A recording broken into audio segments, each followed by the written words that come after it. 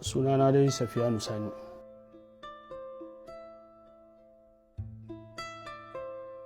Wato abin da ya faru dai misalin 11 na dare, kawai sai aka bude kofar falona, ina kwance sai aka da abu a fuskan wanda ya shigo, sai nuna min bindiga ina kan kujera, ya ce in kana tashi zan fasa kanka.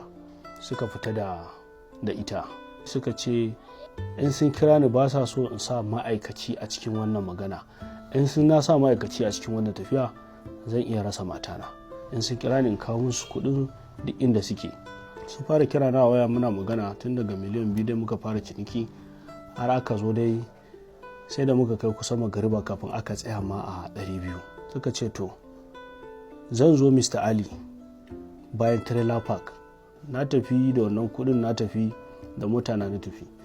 Suka haska mun wuri, suka ce in ajiye musu kuɗin a wurin. Na ajiye musu kuɗin a wurin, sai suka ce mun to, na ce matan nawa fa, sai suka ce mun in tafi.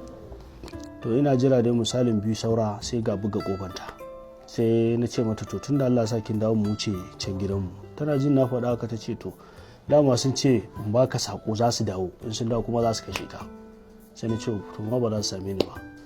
To washe garin sun dawo sun babbala kofofin da irin manyan duwatsun nan ne, sun cire tibunan ciki da rasibobin da su home theater haka sun dai kwashe. To shi yasa na tattara nawa na ce zan dawo kawai in nemi haya in kama, ya fi mun zaman can wurin, dan rayuwa na ya fi mun wannan gidan.